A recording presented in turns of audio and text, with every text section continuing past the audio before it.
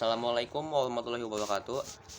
Nama saya Muhammad Pasya dari kelas 9E dan di sini saya akan menjelaskan apa itu penyembelihan sekaligus mempraktekkan cara penyembelihan.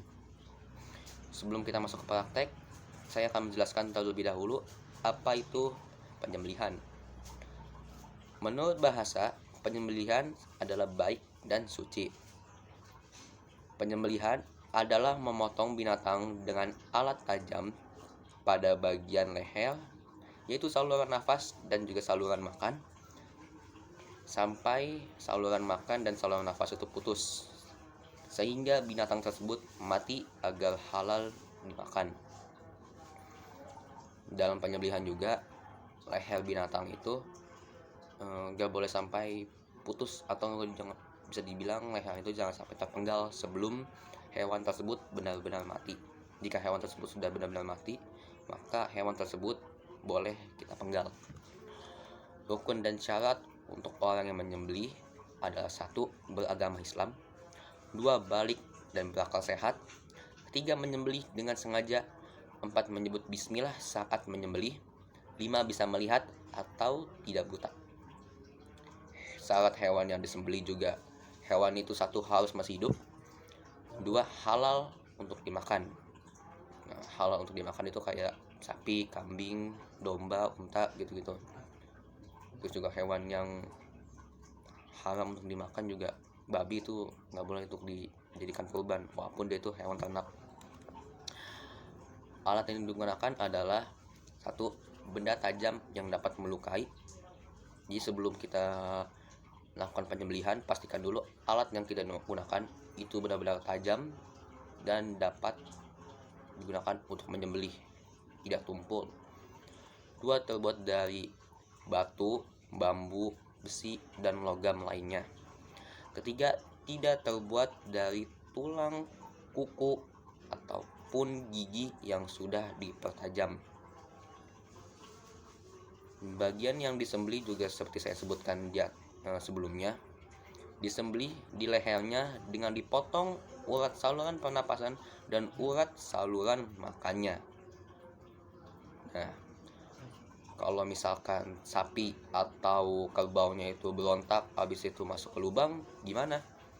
Nah ya, bagi binatang yang tidak bisa disembelih karena liar atau jatuh ke lubang, disembelihnya di bagian mana saja, ya mesti di leher dari badan, asalkan hewan tersebut bisa mati.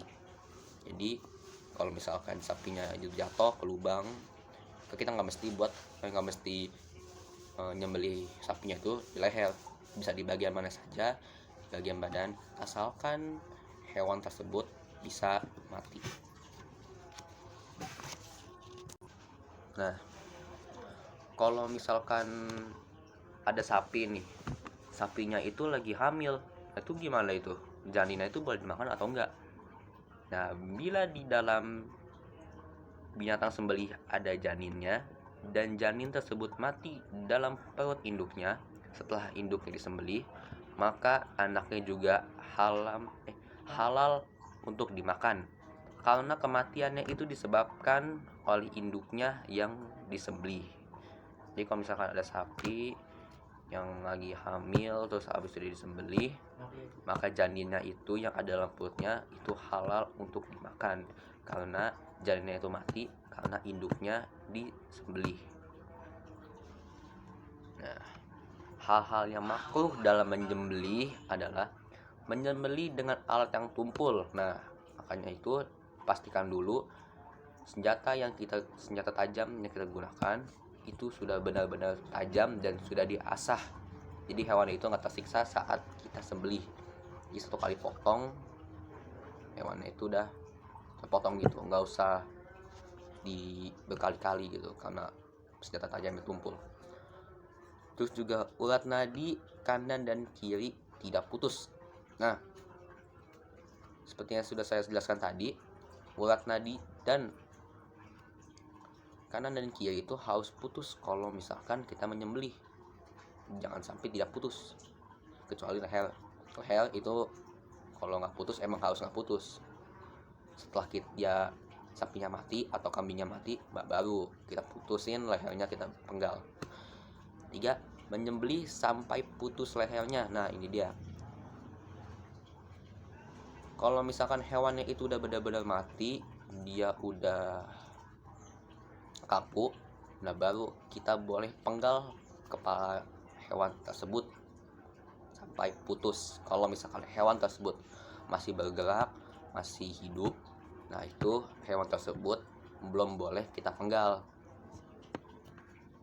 Keempat, mematahkan atau memenggal leher hewan atau mengulitinya sebelum benar-benar mati. Nah ini juga nggak boleh. Kayak misalkan sapinya itu belum mati, masih bergerak, cuman udah dipenggal duluan, nah itu nggak boleh, itu makruh hukumnya. Terus juga sapinya itu masih gerak, masih bersuara, tapi udah dikulitin duluan, nah itu nggak boleh, itu nyiksa namanya. Nah tadi udah kita jelaskan hal-hal yang makruh. Sekarang kita masuk ke hal-hal yang disunahkan dalam menyembelih.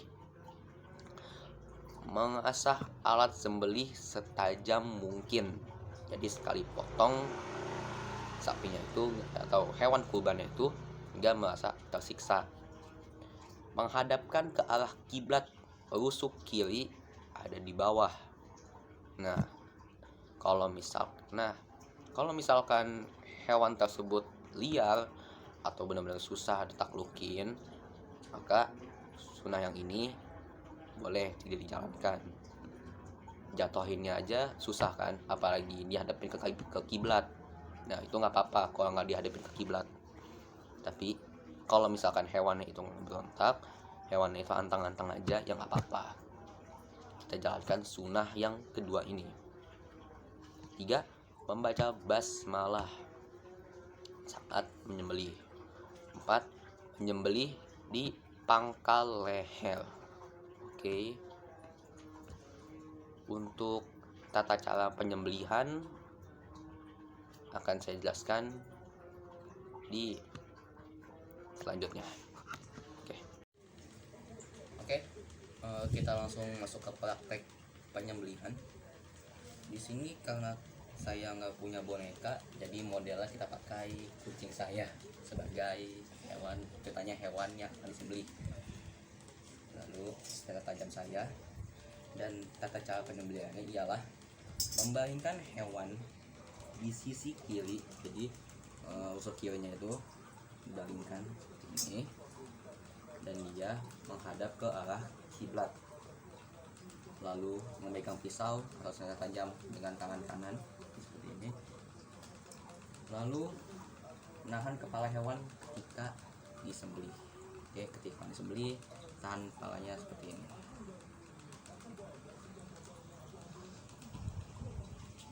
Ya, terdapat beberapa tahapan dalam melakukan penyembelihan hewan kurban.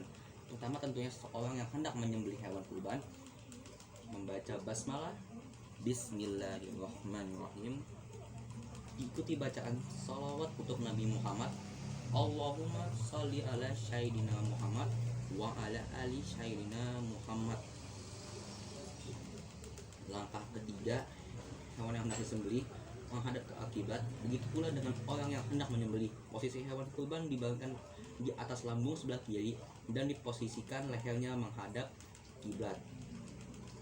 Setelah posisi sudah disesuaikan, dengan diiringi dengan bacaan takbir sebanyak 3 kali. Allahu Akbar, Allahu Akbar, Allahu Akbar. Selanjutnya mengucapkan doa hendak menyembelih hewan kurban. Allahumma haziminka wa ilaika fataqabbal minni ya karim. Setelah itu kita potong urat nadi bagian kiri dan kanan, lalu saluran pernapasan dan saluran pencernaan. Tapi ingat, ketika memotong jangan sampai lehernya ini terputus, jangan sampai terpenggal, kecuali hewan ternaknya ini atau hewan sembelihnya ini sudah mati. Nah ketika dia sudah mati, baru kita bisa penggal penuh kepalanya, lalu kita bisa kuliti dan kita bisa bagi dagingnya. Dan untuk pembagian hewan kurban sendiri itu dianjurkan membagikannya dalam bentuk mentah. Nah, bagaimana dengan orang yang berkurban? Apakah dia juga mendapatkan bagian dari kurbannya? Ya, dia juga mendapatkan bagiannya, yaitu sebanyak 1/3 dari hewan kurban tersebut, yaitu bagian paha kanan atau paha kiri itu. Jadi kalau misalkan diminta ke TDKM nya 1/3 untuk saya, maka itu diperbolehkan. Oke, jadi demikian praktek saya hari ini. Kurang lebih mohon maaf. Assalamualaikum warahmatullahi wabarakatuh.